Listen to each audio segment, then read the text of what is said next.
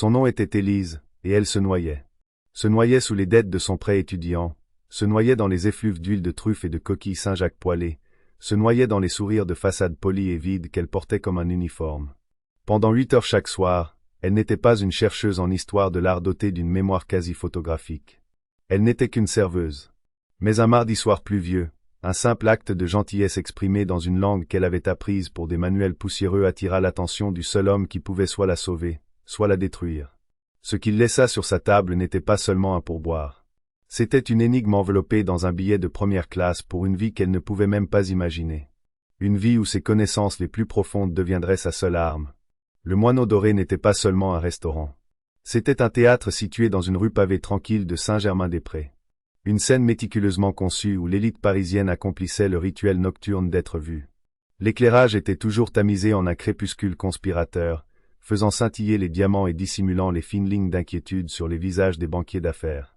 L'air vibrait d'une symphonie soigneusement orchestrée, le léger tintement du cristal baccarat, le murmure feutré de contrats se chiffrant en milliards d'euros, et le grésillement rythmique lointain de la cuisine du chef célèbre Antoine Dubois, un homme qui n'y avait en réalité pas cuisiné un seul repas depuis 5 ans. Élise Laurent se déplaçait dans ce théâtre comme un fantôme dans un tablier noir. Pour les clients, elle était une paire de mains livrant une assiette de foie gras poêlé, remplissant un verre de Château Margaux, débarrassant en silence les vestiges de leur opulence. Il ne voyait jamais l'épuisement qui voilait ses yeux bruns profonds, ni le léger tremblement de ses mains à la fin d'un double service.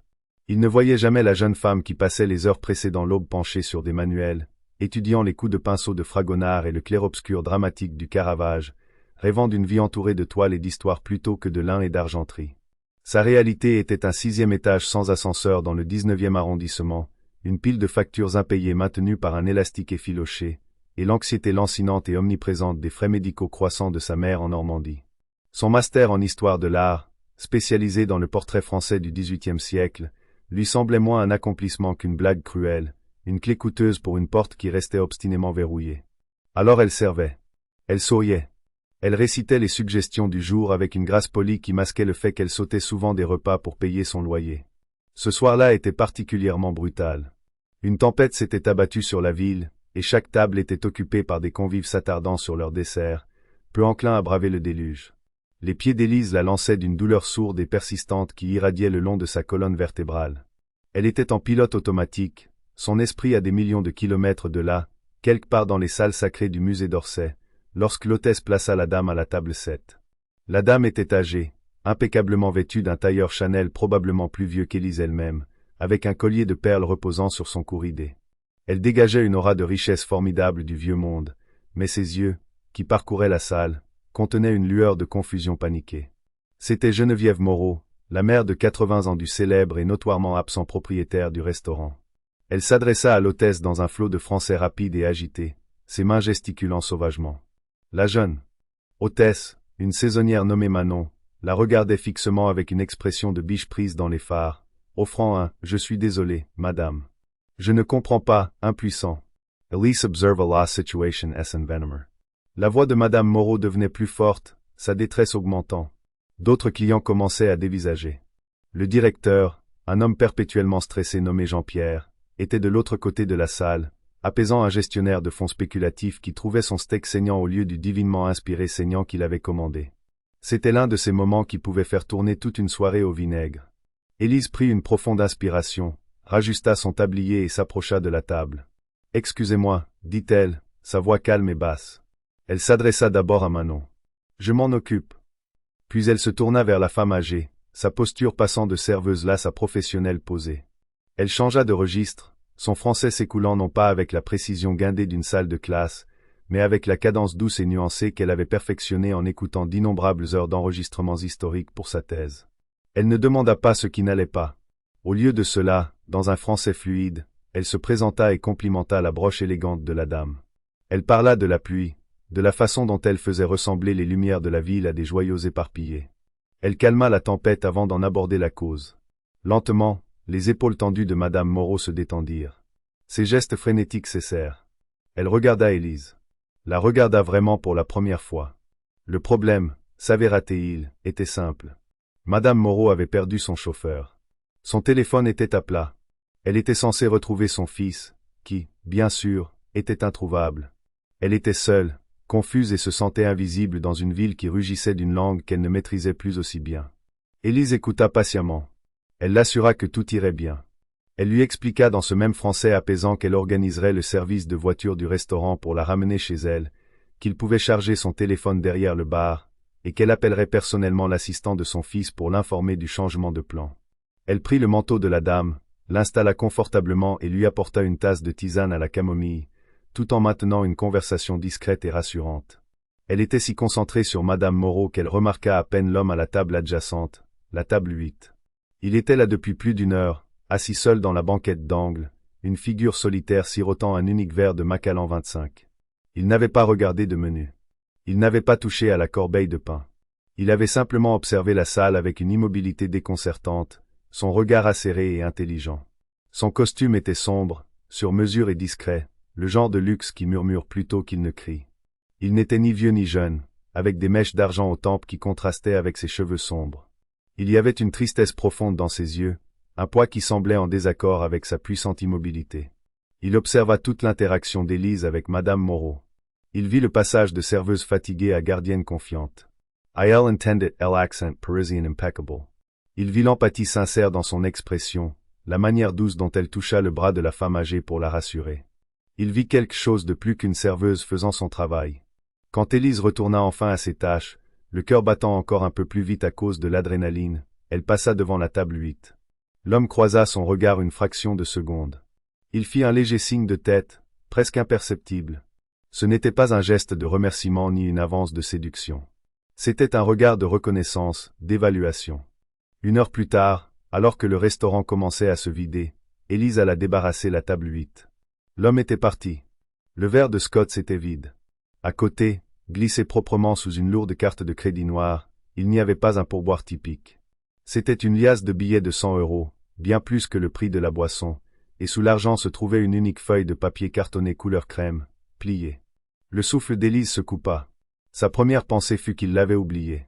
Elle la ramassa. Ce n'était pas une carte de visite. C'était un mot manuscrit à l'encre noire audacieuse. La calligraphie était forte, décisive.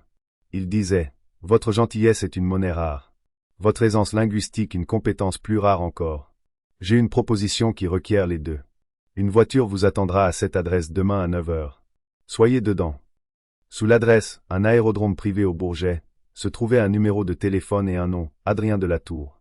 Glissé à l'intérieur du mot plié, il y avait autre chose. C'était fin, rectangulaire et imprimé sur un papier d'aspect officiel. C'était un billet de première classe à date ouverte sur un jet privé. Le champ de destination était vide. Élise resta là, au milieu des débris des repas somptueux des autres. Son monde entier basculait sur son axe. Les sons du restaurant s'estompèrent en un rugissement sourd. La douleur lancinante dans ses pieds avait disparu, remplacée par un pouls frénétique et terrifiant dans ses oreilles. C'était impossible. C'était une blague. Une farce très élaborée. Ou quelque chose de bien plus sinistre. Les gens comme elle, les filles qui sentent le produit à polir et le parfum emprunté, ne recevaient pas de mot d'homme nommé Adrien de la Tour. On ne leur tendait pas de billets pour nulle part. Elle regarda à nouveau le mot, ses doigts tremblants, une proposition qui requiert à la fois gentillesse et aisance linguistique. Les deux choses qu'elle avait offertes si librement à une vieille dame perdue, sans jamais imaginer qu'elles étaient auditées par un étranger silencieux dans un coin. L'arrière-salle du Moineau Doré était à des années-lumière de l'opulence de velours et d'acajou de la salle à manger. C'était un espace exigu et chaotique d'acier inoxydable, de néon cru et d'une odeur persistante d'ail et d'eau de javel. L'air était épais de vapeur et de tension. Ici, les sourires étaient abandonnés comme des tabliers sales. Élise entra en titubant dans la salle de pause du personnel, un placard glorifié avec une table bancale et 2 chaises dépareillées, l'esprit en ébullition. Elle s'affaissa sur l'une des chaises, le papier cartonné du mot semblant anormalement chaud dans sa main. La liasse de billets de 100 € reposait sur la table, obscène à côté d'un paquet de chips à moitié entamé. Son amie et collègue, Chloé, entra en défaisant son tablier avec un grognement. Chloé était une pragmatique, une Parisienne pur jus avec une langue bien pendue et un sens de l'autoconservation encore plus aiguisé. Elle avait tout vu et ne croyait en rien. « On dirait que t'as vu un fantôme », dit Chloé en attrapant une bouteille d'eau dans le mini-frigo. « Laisse-moi deviner. La table 12 est encore plainte de l'attitude du sommelier. Je te jure, ce type se prend pour le pape du Pinot Noir. » Élise se contenta de fixer le mot, incapable de former une phrase cohérente. Elle le poussa sur la table vers Chloé, avec le billet d'avion. Chloé le prit, le front plissé. Elle lut le mot, puis le relut. Elle laissa échapper un léger sifflement. Adrien de Latour. Lou Adrien de Latour? Tu le connais? Demanda Élise, sa voix à peine un murmure. À le connaître? Élise, tout le monde le connaît. C'est comme un mythe. The Latour Global Holdings. Il possède des lignes de transport maritime, des startups technologiques, la moitié de l'immobilier de la défense. Ce type respire l'argent. C'est aussi un reclus. Total, surtout depuis la mort de sa femme il y a quelques années. On ne le voit jamais dans ce genre d'endroit. Qu'est-ce que tu as fait? Rien. J'ai aidé Madame Moreau, la vieille dame à la table 7. Il était à la table 8. Il est resté assis là toute la soirée à observer. Chloé examina le billet, le tenant à la lumière comme pour vérifier un filigrane. Le Bourget, un billet à date ouverte.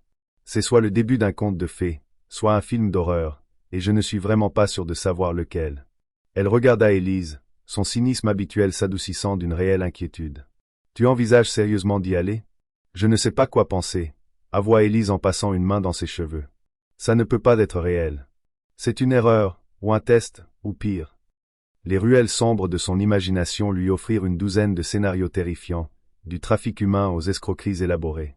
Ou bien, dit Chloé en tapotant le mot, c'est exactement ce que ça a l'air d'être. Un milliardaire riche et excentrique a été impressionné par la fille classe parlant français qui a été gentille avec une vieille dame, et il a décidé de faire de toi sa Pygmalion personnelle. Des choses plus étranges sont arrivées. Elle marqua une pause, son expression devenant sérieuse. Écoute, Lise, sois maligne. Les types comme ça n'évoluent pas dans le même univers que nous. Leurs propositions peuvent avoir des clauses que tu ne vois pas avant qu'il ne soit trop tard. Le trajet en métro pour rentrer chez elle fut un flou. Le crissement familier des roues du train et la cohue des voyageurs de fin de soirée lui semblaient étrangers, comme si elle regardait tout cela à travers une épaisse vitre. De retour dans son petit appartement, le mot et le billet reposaient sur sa table basse IKEA usée, un portail vers un autre monde. La liasse d'argent était rangée dans un tiroir, donnant l'impression d'être la preuve d'un crime qu'elle n'avait pas encore commis. Le sommeil était impossible. Son esprit était un tourbillon de « et si ». Et si elle y allait? Et si elle n'y allait pas? La vie qu'elle menait s'étendait devant elle, une longue route monotone de double service, de dettes croissantes et de rêves différés. Sa thèse était à moitié terminée, ses recherches bloquées par manque de financement pour se rendre aux archives en province. Les appels de sa mère devenaient plus fréquents, son ton joyeux masquant à peine l'inquiétude concernant sa prochaine opération et comment elles allaient bien pouvoir se la permettre. Ce mot, cet insensé, impossible mot, ressemblait à un coup de foudre sur cette longue route grise. C'était terrifiant, oui, mais c'était aussi la première lueur de quelque chose d'autre que le désespoir qu'elle avait ressenti depuis des années. Avec des doigts tremblants, elle ouvrit son ordinateur portable. L'écran projeta une pâle lumière bleue sur son visage alors qu'elle tapait « Adrien de Latour » dans la barre de recherche. Les résultats étaient un étrange mélange d'immense influence publique et d'intense vie privée. Il y avait des dizaines d'articles des Échos et du Figaro détaillant les acquisitions colossales et les mouvements qui secouaient le marché de Latour Global Holdings. C'était un titan de l'industrie, un visionnaire en logistique et en énergie renouvelable. Il y avait des photos de lui à des galas de charité datant de plusieurs années, toujours impeccablement vêtu avec un sourire réservé, presque mélancolique. Puis elle trouva les articles sur sa femme, Hélène de Latour. Elle était française, une ancienne danseuse étoile issue d'une famille parisienne de premier plan. Elle était belle, élégante et, de l'avis de tous, le centre vibrant du monde d'Adrien. Et elle était morte subitement, tragiquement, dans un accident de bateau 3 ans auparavant. Après sa mort, Adrien de Latour avait pratiquement disparu de la vie publique. Il dirigeait toujours son empire, mais depuis l'ombre. Les quelques photos volées qui existaient montraient un homme hanté par une perte profonde. Élise fixa une photo d'Hélène. Elle était stupéfiante, avec des yeux sombres et intelligents et une posture gracieuse qui témoignait de sa formation de ballerine. Élise trouva ensuite un article qui citait Hélène, une interview lors d'une collecte de fonds pour les arts. Elle y parlait de sa passion pour l'art du XVIIIe siècle, de son amour pour les œuvres délicates de Jean-Honoré Fragonard. Un frisson parcourut l'échine d'Élise. C'était exactement son domaine de spécialisation académique. Cela ne pouvait pas être une coïncidence. Mais qu'est-ce que cela signifiait? Faisait-il des vérifications d'antécédents sur les serveuses? Savait-il d'une manière ou d'une autre pour ses études? Cela semblait paranoïaque, insensé, et pourtant les pièces s'emboîtaient avec une logique glaçante et inexplicable. Sa défunte épouse française aimait l'école d'art spécifique dont Élise était une experte. La langue, la gentillesse, l'art. C'était un tiercé de circonstances si parfait qu'il semblait orchestré. Elle repensa au regard dans ses yeux au restaurant. Il n'était pas prédateur. Il n'était pas romantique. Il était évaluateur, comme un connaisseur examinant un tableau, regardant au-delà de la surface pour sa provenance cachée, sa vraie valeur. Il n'avait pas seulement vu une serveuse. Il avait vu quelque chose en elle dont, pour une raison quelconque, il avait besoin. Sa peur commença à s'estomper, remplacée par une vague de curiosité dévorante. Il ne s'agissait plus seulement d'argent ou d'un emploi potentiel. C'était un mystère. Et pour la première fois, Élise se sentit plus qu'une victime des circonstances. Elle se sentit comme une protagoniste. Elle regarda autour de son minuscule appartement, la peinture écaillée, la pile de livres d'art qu'elle ne pouvait pas se permettre sur une seule rose fanée dans un verre sur le rebord de sa fenêtre. C'était sa vie. Sûre, prévisible et étouffante. Puis elle regarda le mot. Il représentait l'inconnu. C'était un saut terrifiant et imprudent dans le vide. Mais c'était aussi une chance. Une chance d'être quelqu'un d'autre. Quelqu'un dont le savoir était valorisé, dont les compétences étaient recherchées. Quelqu'un qui n'avait pas à choisir entre sa passion et le bien-être de sa famille. À 4 heures du matin, alors que la première lueur grise de l'aube commençait à poindre sur les toits de Paris, elle prit sa décision. Elle prit son téléphone, non pas pour appeler le numéro sur la carte, mais pour appeler sa mère. Elle avait besoin d'entendre sa voix avant de sauter au bord du monde. « Tu vas faire quoi ?» La voix de sa mère, habituellement un réconfort chaleureux et constant, était tranchante d'alarme à l'autre bout du fil.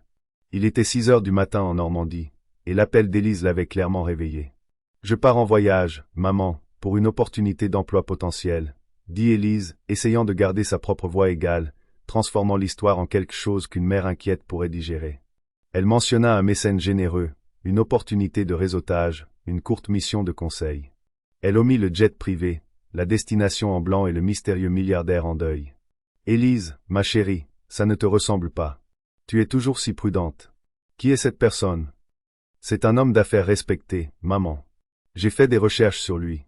Tout est légitime. » Elle mentait.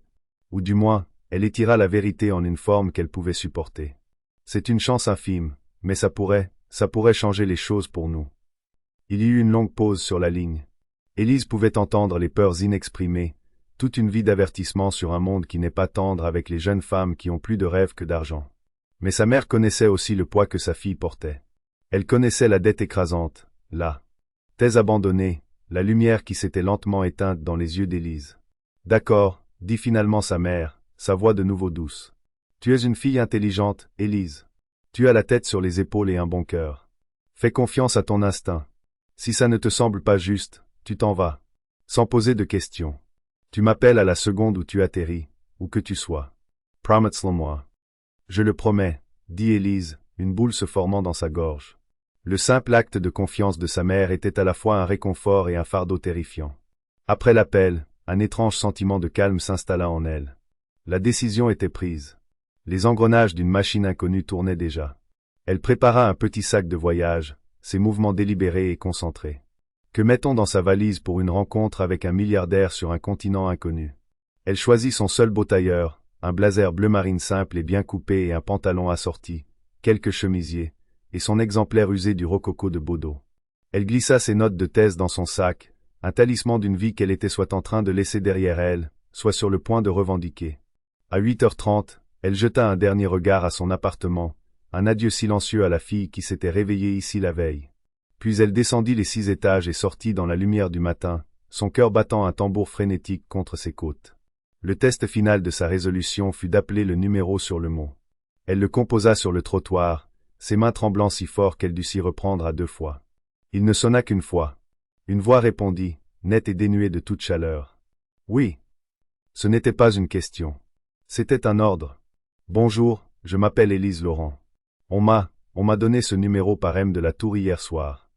Nous sommes au courant, dit la voix. La voiture est à 5 minutes de votre position. Une berline noire. Le chauffeur s'appelle Arthur. Il ne vous parlera pas. Ne soyez pas en retard. La ligne se coupa. Pas de nom, pas de salutation, pas de confirmation, juste des instructions froides et efficaces. C'était le monde dans lequel elle entrait. C'était glaçant. La voiture noire arriva à 8h55, glissant jusqu'au trottoir avec un silence troublant. Les vitres teintées étaient opaques, reflétant le visage aux yeux écarquillés et anxieux d'Élise. Le chauffeur, un homme corpulent en costume noir, sortit et lui ouvrit la portière arrière sans un mot, exactement comme la voix l'avait prédit. L'intérieur était un cocon de cuir noir moelleux et de bois poli, sentant faiblement les agrumes et l'argent. Le silence à l'intérieur était absolu, coupant complètement la symphonie tapageuse de la ville. Le trajet jusqu'à l'aéroport du Bourget fut surréaliste. Élise regardait le paysage familier de sa vie, les épiceries de quartier, les immeubles haussmanniens, le trafic chaotique, reculé à travers la vitre teintée. C'était comme regarder un film du passé de quelqu'un d'autre. L'aéroport n'était pas le chaos commercial de Roissy ou d'Orly. C'était un univers entièrement différent.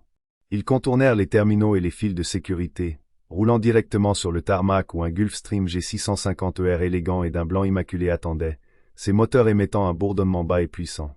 Il arborait un unique et discret logo argenté en forme de T sur sa queue. Alors qu'Élise sortait de la voiture, un homme émergea du bas de l'escalier du jet. Il avait la fin de la cinquantaine, mince et sec, avec un visage sévère et des yeux pâles et vigilants derrière des lunettes sans monture.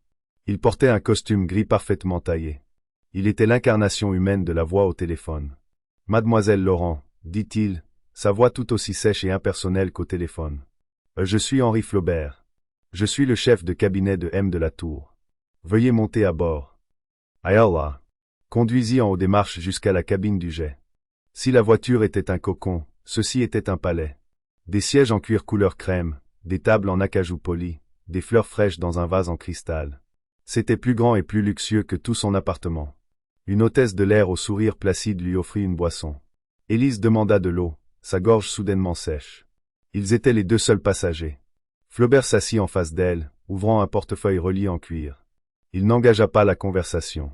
Il commença un interrogatoire déguisé en conversation. « Vous êtes étudiante en master à la Sorbonne, affirma-t-il, ce n'était pas une question. Histoire de l'art.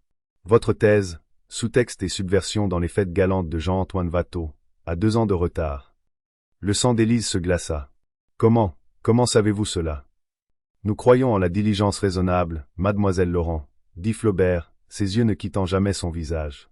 Votre prêt étudiant s'élève actuellement à 142 000 €. Votre mère, Catherine Laurent, réside à Cleveland et attend un pontage coronarien, que la mutuelle de votre famille n'a jugé que partiellement couvert. Chaque mot était une fléchette parfaitement décochée, la déshabillant, exposant l'architecture de son désespoir pour qu'il l'inspecte. Ce n'était pas un conte de fées. C'était un audit. Elle sentit une vague de colère, une fierté défensive. « Ma vie personnelle ne vous regarde pas, dit-elle, sa voix plus forte qu'elle ne s'y attendait. Flaubert haussa un mince sourcil, une lueur de quelque chose, peut-être de respect, dans ses yeux froids. Au contraire, M de la Tour fait un investissement significatif en vous faisant traverser la moitié du monde. Il a besoin de comprendre la nature de l'actif. Vos motivations sont primordiales. Êtes-vous motivé par le désespoir, par l'avidité, ou par un désir sincère pour l'opportunité qui vous est présentée? Et quelle est cette opportunité? Rétorqua Élise. Personne n'a pris la peine de me le dire. M de la Tour vous l'expliquera lui-même, dit Flaubert doucement, fermant le portefeuille. Mon travail consiste à déterminer si vous êtes un investissement solide ou un passif potentiel. Votre interaction avec Madame Moreau a montré de la compassion et de l'ingéniosité. Votre parcours académique est intrigant. Mais les gens peuvent être pleins de surprises. Le reste du vol se passa dans un silence tendu et vibrant. Élise regardait par le hublot, observant l'océan Atlantique se dérouler en dessous d'eux comme une vaste carte bleue vers un monde inconnu. Le luxe qui l'entourait ressemblait à une cage dorée, belle et suffocante. Elle était un actif, un passif, une chose à évaluer. Les mots de Chloé résonnaient dans son esprit. Leurs propositions peuvent avoir des clauses que tu ne vois pas avant qu'il ne soit trop tard. Après 8 heures, ils commencèrent leur descente.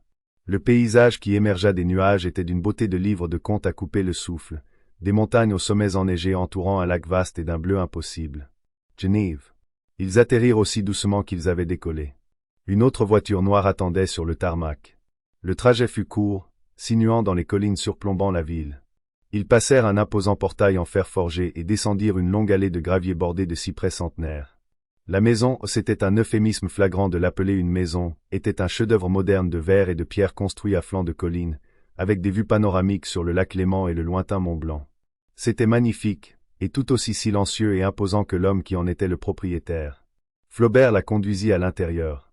L'intérieur était caverneux, avec des plafonds vertigineux et des murs de verre.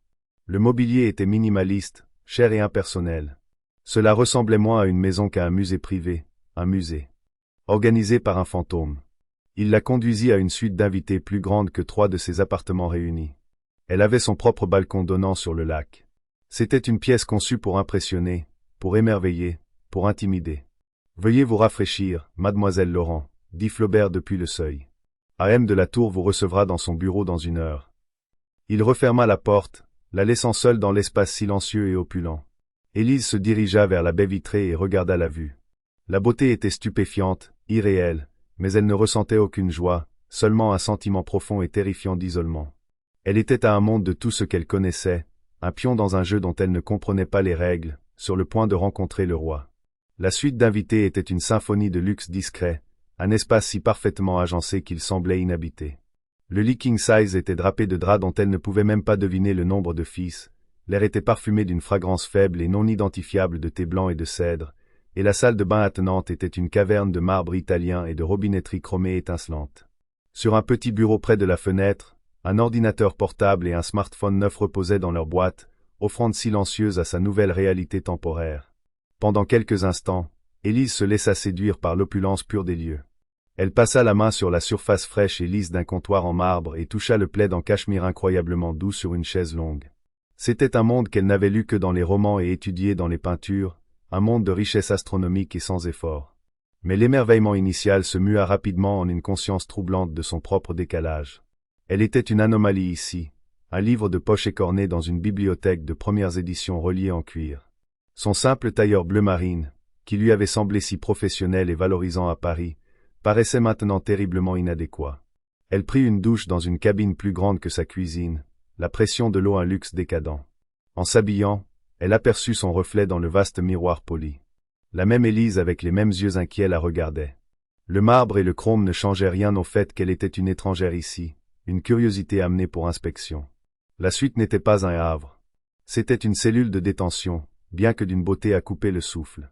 Les mots d'Henri Flaubert résonnaient dans son esprit, la nature de l'actif. Elle n'était pas une invitée.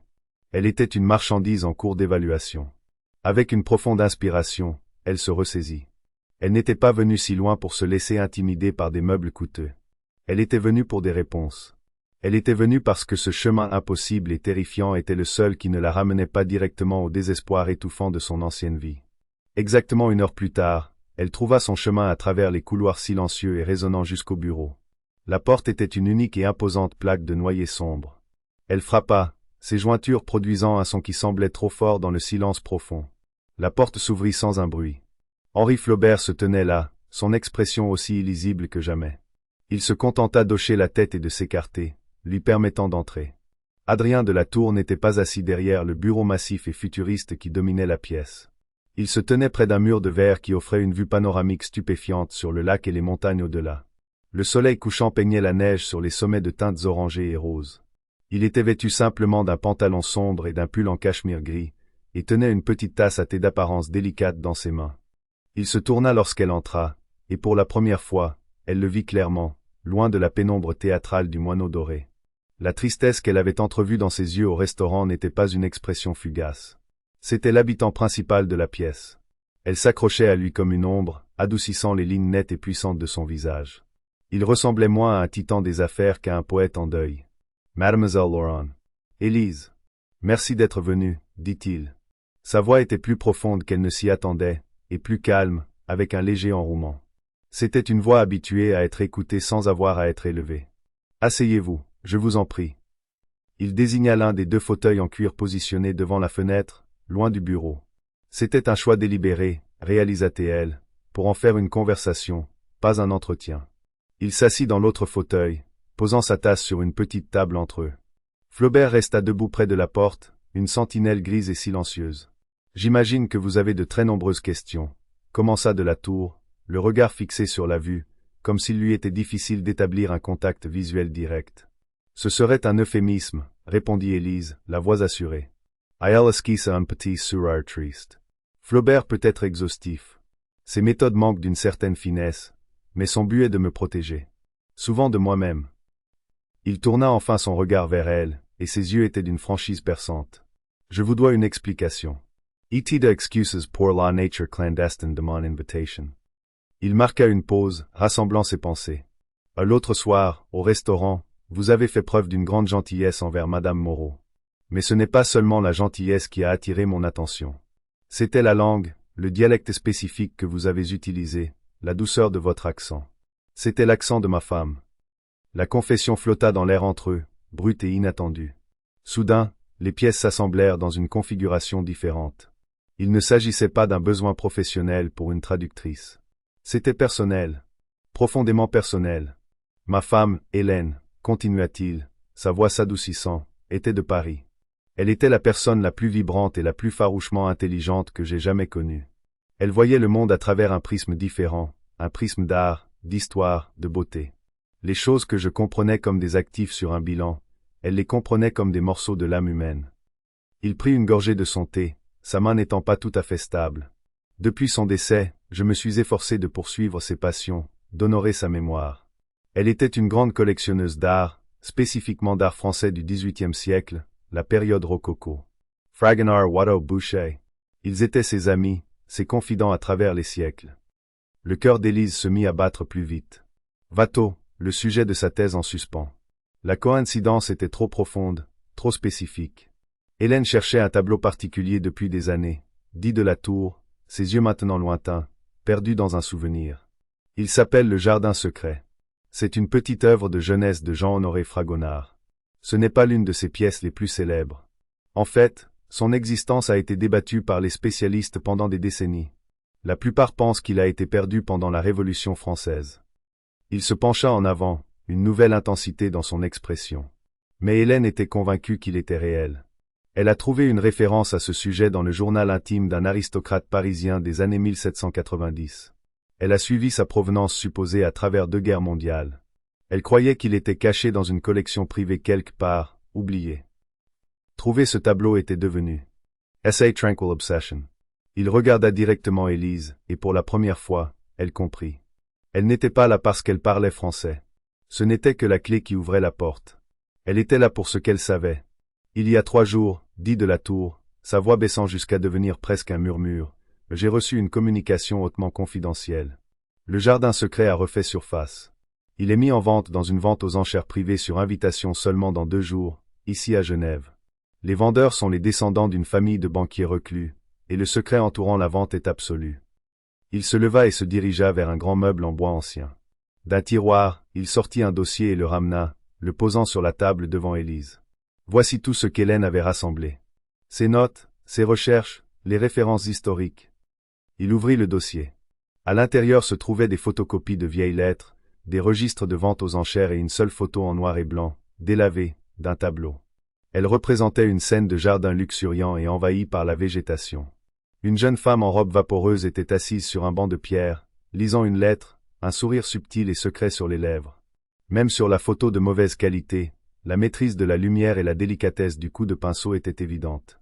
C'était indéniablement du Fragonard. « Je vais acquérir ce tableau, mademoiselle Laurent, dit de la Tour, son ton maintenant empreint d'une détermination de fer. C'est la dernière conversation que je peux avoir avec ma femme. Mais le monde de l'art, surtout à ce niveau, est traître. Il est rempli de contrefaçons, de provenances gonflées et de mauvaise foi. Mes gens sont des experts en finance, en logistique, en sécurité. Ils ne sont pas experts dans l'âme d'une toile du XVIIIe siècle. » Il abattit enfin ses cartes. « J'ai besoin de quelqu'un qui puisse regarder ce tableau et savoir s'il est authentique. Quelqu'un qui puisse analyser les documents de provenance et repérer toute incohérence. Quelqu'un qui comprenne la passion d'Hélène non pas comme un passe-temps, mais comme une quête intellectuelle sérieuse.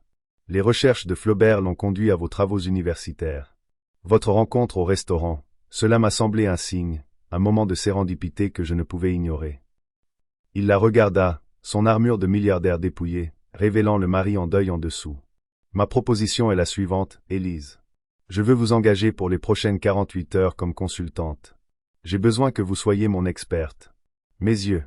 J'ai besoin que vous m'aidiez à ramener le tableau d'Hélène à la maison. » La pièce était silencieuse, à l'exception du faible tic-tac d'une horloge quelque part.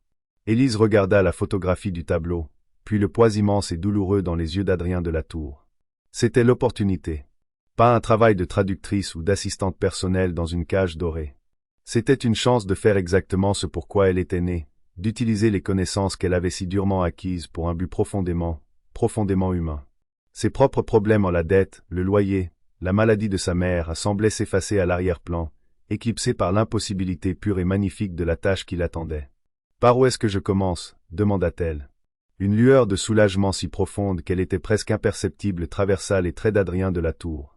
C'était le regard d'un homme qui avait tendu sa dernière lueur d'espoir et n'avait pas été rejeté. Il fit un geste vers le dossier sur la table. « Vous commencez ici, » dit-il.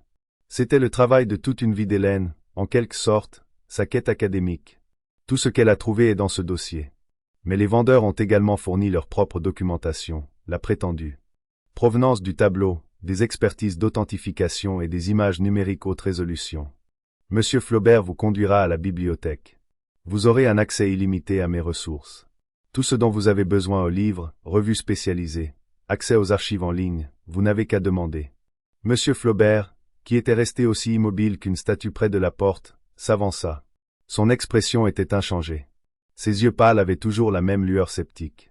Si de la Tour voyait Élise comme un moment de sérendipité, il était clair que Flaubert la voyait toujours comme une variable à haut risque, une amatrice non validée, projetée dans un jeu à plusieurs millions d'euros. « Si vous voulez bien me suivre, mademoiselle Laurent, » dit Flaubert, son ton sec et formel. Élise se leva, ses jambes se sentant un peu chancelantes. Elle fit un signe de tête respectueux à Adrien de la Tour. « Merci, monsieur. Je ferai de mon mieux. » Il se contenta de hocher la tête en retour, son regard dérivant déjà vers les montagnes, vers le souvenir de la femme qui les avait aimés. Flaubert la conduisit hors du bureau et le long d'un long couloir blanc qui ressemblait plus à une galerie d'art moderne qu'à un corridor. Les murs étaient ornés d'énormes et saisissants tableaux contemporains. Un Rothko ici, un de Kooning là. C'était une collection d'une valeur stupéfiante, mais elle semblait froide, impersonnelle, choisie pour son potentiel d'investissement plutôt que par amour. C'était la collection de la Tour, pas celle d'Hélène. Ils arrivèrent à une double porte faite du même noyer sombre que celle du bureau. Flaubert l'ouvrit pour révéler une pièce qui coupa le souffle d'Élise. C'était une bibliothèque sur 2 étages, le fantasme d'un bibliophile devenu réalité. Des étagères du sol au plafond étaient remplies de milliers de livres, accessibles par une échelle roulante sur un rail de laiton. Une immense cheminée se dressait à une extrémité, et de confortables fauteuils en cuir étaient disposés autour d'une grande table en chêne au centre. L'air sentait le vieux papier, le cuir et la fumée de bois. Ceci, elle le sut instantanément, était la pièce d'Hélène. C'était le cœur de la maison. Sur la table centrale, un poste de travail numérique dernier cri était installé. Un immense moniteur haute résolution affichait une image cristalline du jardin secret. À côté, des piles de documents dans des classeurs d'archives. Ceci est le dossier des vendeurs, expliqua Flaubert, désignant les classeurs. Il contient la provenance complète telle qu'il la revendique, depuis la commande originale par le vicomte de Broglie en 1765, en passant par son acquisition présumée par un banquier suisse pendant les guerres napoléoniennes, jusqu'à nos jours. Il inclut également une analyse des pigments, des rapports sur le vieillissement de la toile et une lettre d'authentification du professeur Alain Flaubert.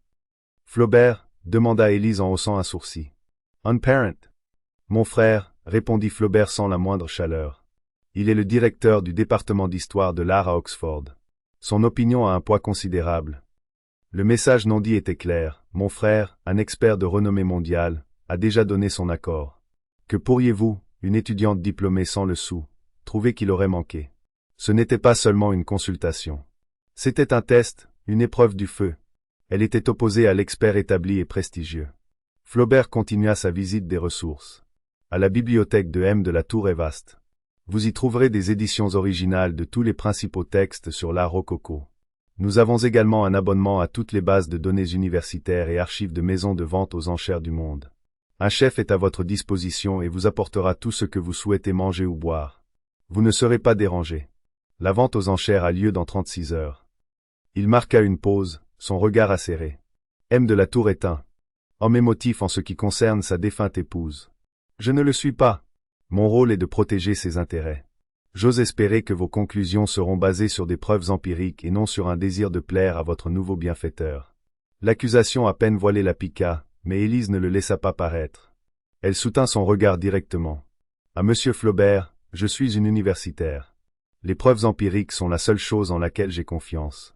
Ses lèvres s'amincirent en ce qui aurait pu être une ligne d'approbation réticente. Il fit un signe de tête sec. Très bien. Je vous laisse à votre travail. Il se tourna et partit, refermant les lourdes portes derrière lui avec un clic doux et définitif. Élise était seule dans la magnifique bibliothèque, le silence rompu seulement par le bourdonnement de l'ordinateur. Un instant, l'ampleur de la tâche fut paralysante. Le sort d'un chef-d'œuvre perdu, l'accomplissement du rêve d'une femme décédée et la dépense de ce qui serait sûrement des dizaines de millions d'euros reposaient sur ses épaules. Sur elle, Élise Laurent, qui 2 jours plus tôt s'inquiétait de gagner suffisamment de pourboire pour payer sa facture d'électricité. Une vague de syndrome de l'imposteur la submergea, si puissante qu'elle la fit presque vaciller. Elle prit une profonde inspiration, se dirigea vers la cheminée et posa sa main sur le marbre froid du manteau. Elle pensa à sa mère, aux années de sacrifice. Elle pensa aux innombrables nuits qu'elle avait passées seule dans des bibliothèques, exactement comme celle-ci, nourrie de café bon marché et d'une passion brûlante pour ce sujet précis. Ce n'était pas un monde dans lequel elle était tombée par hasard. C'était le monde pour lequel elle s'était préparée toute sa vie. Elle n'était pas une imposture. Elle était une experte. Avec une détermination renouvelée, elle se dirigea vers la table et s'assit. Elle mit de côté pour un moment le dossier personnel d'Hélène, décidant de commencer par la documentation officielle, tout comme Flaubert et son frère l'auraient fait. Pendant la première heure, elle examina méticuleusement la provenance des vendeurs. C'était presque trop parfait. Chaque propriétaire était documenté, chaque transfert de propriété accompagné d'une lettre ou d'un acte de vente. La chaîne était ininterrompue, nette. La lettre d'authentification du professeur Flaubert était exhaustive, citant le coup de pinceau, la palette de couleurs et les éléments thématiques comme étant parfaitement cohérents avec les premières œuvres de Fragonard. Elle se tourna ensuite vers les images haute résolution sur l'écran, zoomant jusqu'à pouvoir voir les craquelures individuelles de la peinture, le fantôme du grain de la toile en dessous. La compétence technique était indéniable. Le jeu de lumière sur la soie de la robe de la femme, la texture douce et plumeuse des feuilles, tout criait Fragonard. C'était beau, parfait, trop parfait. Un petit doute lancinant commença à se former au fond de son esprit. Elle avait passé des années à observer l'œuvre de Fragonard. Ses peintures étaient connues pour leur vie, leur énergie, leur verve, mais elles étaient aussi connues pour leurs imperfections subtiles, leurs coups de pinceau rapides, presque impatients, dans les détails de l'arrière-plan. Il était un maître dans la capture d'un moment fugace, et parfois cela signifiait une feuille moins définie ou une ombre hâtivement rendue. Le tableau à l'écran était impeccable. Chaque feuille de chaque arbre était rendue avec le même détail méticuleux. C'était techniquement brillant, mais il manquait l'étincelle, le souffle de vie qu'elle associait à l'artiste. Cela semblait étudié, comme une imitation incroyablement habile. Rejetant cela comme un sentiment subjectif, elle se força à retourner au document. Elle décida de croiser la provenance avec les propres recherches d'Hélène. Les notes d'Hélène étaient plus chaotiques, une collection d'intuitions, d'impasses et de bonds de logique inspirés. Elle s'était concentrée non pas sur le tableau lui-même, mais sur son premier propriétaire, le vicomte de Breuil. Selon la provenance officielle, le vicomte avait commandé l'œuvre en 1765, et elle était restée en possession de sa famille jusqu'à sa vente au banquier suisse en 1794. Mais Hélène avait trouvé autre chose. Une annotation dans la marge de l'une des lettres du vicomte, extraite des archives nationales. Elle mentionnait que son précieux Fragonard avait été endommagé dans un petit incendie à son château durant l'hiver 1788. Il écrivait son désespoir que l'œuvre soit abîmée par la fumée et la chaleur près du cadran inférieur gauche. Le sang d'Élise se figea. Elle retourna à l'image haute résolution sur le moniteur, son cœur battant la chamade. Elle zooma sur le cadran inférieur gauche du tableau. C'était la zone représentant le banc de pierre et le sol de la forêt. C'était impeccable. Il n'y avait aucun signe de dommage par la fumée, aucun indice de restauration, aucune peinture craquelée par l'exposition à la chaleur. Le craquelé ou le fin réseau de fissures à la surface des peintures anciennes était uniforme sur toute la toile. S'il avait été endommagé par le feu et restauré au XVIIIe siècle, la composition chimique et le vieillissement des peintures du restaurateur seraient différents. Il y aurait des preuves, aussi faibles soient-elles. Il n'y en avait aucune. Elle se renversa dans son fauteuil, son esprit tournant à plein régime. Il y avait 2 possibilités. Soit les recherches d'Hélène étaient fausses, basées sur une lettre falsifiée ou une mauvaise interprétation, soit le tableau impeccable de plusieurs millions d'euros à l'écran, celui authentifié par l'estimé professeur Flaubert, était un faux. Une contrefaçon brillante, magistrale, mais finalement sans valeur. Le frisson de la découverte céda rapidement la place à une terreur froide. Élise savait qu'elle ne pouvait pas simplement annoncer que le tableau était un faux. Elle devait construire un dossier irréfutable. Se mesurer au puissant frère d'Henri Flaubert exigeait plus qu'une intuition. Cela exigeait un arsenal de faits. Travaillant toute la nuit, alimentée par le café et l'adrénaline, elle transforma la bibliothèque en salle de guerre. Elle corrobora les notes d'Hélène sur un incendie au château du propriétaire d'origine avec les registres municipaux officiels. Elle dénicha ensuite une thèse allemande poussiéreuse sur une école de faussaires des années 1890, dirigée par un artiste déchu nommé Jean-Paul Vasseur. C'était un génie pour imiter Fragonard, mais avec un défaut fatal pour un faussaire, un perfectionnisme qui rendait son travail techniquement brillant mais émotionnellement stérile. La thèse mentionnait sa signature secrète, sa marque d'auteur privé cachée dans ses œuvres, une minuscule toile d'araignée presque invisible. Avec des mains tremblantes, Élise retourna à l'image haute résolution. Là, dans l'ombre la plus sombre du tableau, elle la trouva. La toile d'araignée était sa preuve irréfutable. Elle rassembla ses découvertes en une présentation claire et concise et convoqua de la Tour et Flaubert. Dans le bureau, elle exposa calmement les preuves, pièce par pièce. Elle leur montra le registre de l'incendie, l'histoire du faussaire, et enfin l'image agrandie de la toile d'araignée. Le scepticisme de Flaubert se dissipa en un silence stupéfait et blême. Il était battu. Adrien de la Tour écouta, son espoir s'évanouissant visiblement, remplacé par une résignation sombre. Alors, c'est un faux, dit-il, sa voix lourde de la perte de ce dernier lien avec sa femme. Non, déclara Flaubert. Nous nous retirons de la vente. Mais Élise vit un chemin différent. Ne vous retirez pas, insista-t-elle, sa voix vibrante d'une nouvelle stratégie audacieuse. Laissons-les penser que nous ne savons rien. Utilisons cela comme un levier. Rencontrons-les en privé avant la vente, montrons-leur nos preuves et donnons-leur le choix. Un scandale public dévastateur ou une vente privée discrète. Elle marqua une pause, laissant le Gambi brillant et impitoyable faire son chemin. Nous proposons d'acheter le tableau pour sa vraie valeur en tant que chef-d'œuvre de contrefaçon, les sauvant, ainsi que le professeur Flaubert, de la ruine. Henri Flaubert la dévisagea, étonné. Le chagrin d'Adrien de la Tour fut remplacé par un éclair d'admiration et une énergie renouvelée. Un sourire lent et sincère se dessina sur son visage. « À Monsieur Flaubert, dit-il, sa voix chargée de détermination. Préparez la voiture.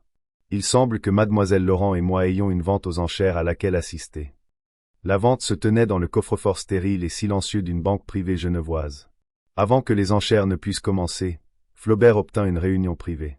Dans une petite pièce tendue, Élise se tenait devant les vendeurs, les frères et sœurs von Essler, et un professeur Flaubert suffisant. Sans perdre de temps, Élise présenta ses preuves sur une tablette. Elle leur montra l'image agrandie de la toile d'araignée cachée dans les ombres du tableau. « C'est la signature du faussaire Jean-Paul Vasseur, déclara-t-elle calmement, sa voix résonnant dans la pièce silencieuse. Elle poursuivit avec les recherches d'Hélène sur l'incendie du XVIIIe siècle qui avait endommagé la toile originale, prouvant que le tableau en leur possession ne pouvait pas être authentique. L'arrogance des von Essler s'évapora, remplacée par une horreur blême. Le professeur Flaubert regarda, atterré, sa réputation s'effondrer sous ses yeux. C'est alors qu'Henri Flaubert livra l'ultimatum, sa voix froide comme l'acier. Ils avaient le choix, vendre le tableau à M de la Tour immédiatement pour une fraction de sa valeur supposée, un prix juste pour une contrefaçon de Vasseur, ou faire face à un scandale public qui décimerait le nom de leur famille et la carrière du professeur. Pris au piège, ils acceptèrent l'accord. Le tableau était à eux. De retour au domaine au bord du lac, la victoire était palpable. Henri Flaubert, pour la première fois, regarda Élise avec un respect sans mélange. « Je me suis trompé à votre sujet, mademoiselle Laurent », admit-il en lui serrant la main. Après le départ de Flaubert, de la Tour se tourna vers elle, ses yeux remplis non pas de chagrin, mais d'une profonde gratitude. « Vous avez fait plus que m'économiser de l'argent, » dit-il. « Vous avez protégé l'héritage d'Hélène. » Il lui offrit alors plus qu'un simple honoraire de consultante. Il lui demanda de devenir la directrice et conservatrice en chef de la nouvelle fondation d'art Hélène de la Tour. Elle aurait un budget illimité, un financement complet pour terminer son doctorat et la mission de constituer une collection qui honorerait vraiment la mémoire de sa femme. Des larmes coulèrent sur le visage d'Élise alors qu'elle regardait l'homme qui avait vu sa valeur dans un restaurant bondé. C'était un avenir dont elle n'avait jamais osé rêver. « Oui, » murmura-t-elle. « Je serais honorée. » Le lendemain, le tableau était accroché dans la bibliothèque d'Hélène.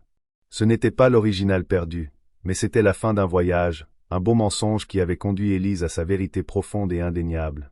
Et ainsi, une histoire qui avait commencé par un mot de français murmuré dans un restaurant animé de Paris trouva sa fin dans la bibliothèque calme et ensoleillée d'un domaine suisse.